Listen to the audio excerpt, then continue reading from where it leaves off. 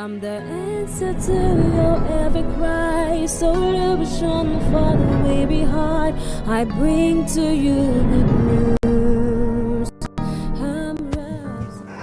Angikuphingelele ngegama kaJesu kuphinda kuphi lapho ukhona khona. Ufuleke nalithuba leli hlele kulalela iRhapsody yamaqiniso lokwencwadi kaNkulunkulu ebhalwe ngumfundisi Chris oyakhilomedi yaCDT.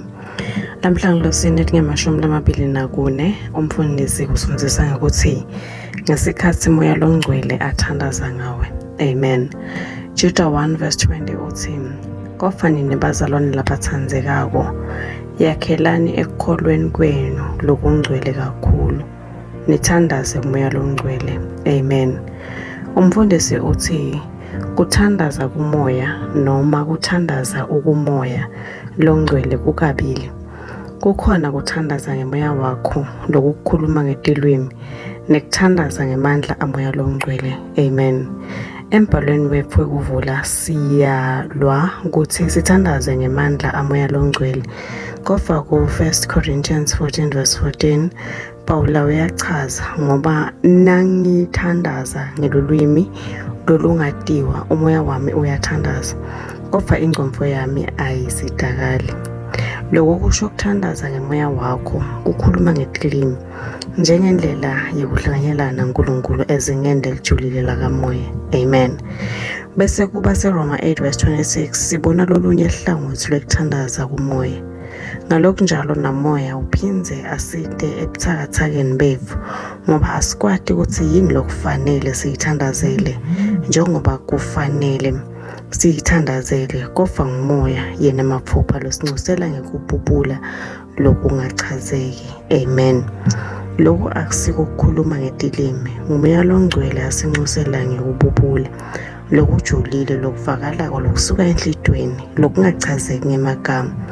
Uke wahlangabetana yinetikhathi lapho emagama ihluleka khona bese esikhundleni saloko umoya wakho uyacinzetelwa kubhonsa kanye nekububula lokujulile.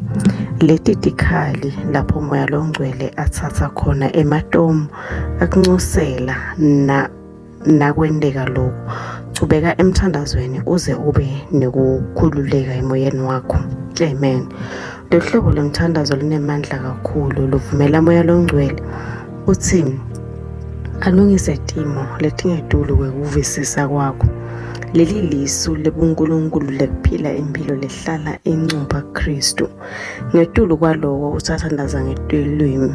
IBhayibheli lithi ungacela sipho sekuhumusha lokho akusho ukuhumusha lokho lokuthandaza kepha kufuna lwadi ngaloko lokuthandazelayo. Amen. Kepha-ke nangabe moya longcwele athandaza ngawe ngekububula kungenteka ungayadi imininingwane ngaso sonke isikhathi ngaphandle ayembule kuwe. Emandla kanye nemphumela yalapho moya athandaza ngathi kanjalo awuphikiswa. Sibita emandla kanye nekubusa kwelizulu emhlabeni sikhombisa imaqiniso eNkulunkulu. Kungilesinye setizatfu ngithanza futhi ngijabulela kuthandaza. Amen. Kuchubeka nesifundvo ngafunza kuba seEfeso 6:18 kuba seKorinte 14:2 nekuba seRoma 8:26 kuya ku-27.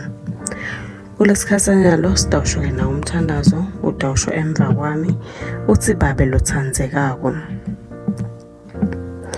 Ngiyabonga ngesipho samoya longisita ekuthandazeni ngengce kuconza kwami. Ngisathandaza ngetilwimi nangemandla amoya longcwele. Ngimemetela ukuthi yonke imikhawulo iyasuswa futhi ngihamba ngekuncoba lokuchubekako. Ngiyabonga ngalelisu leNkulunkulu lokuphila impilo lekhuphukako naleya embili kuphela. Egameni likaJesu. Amen.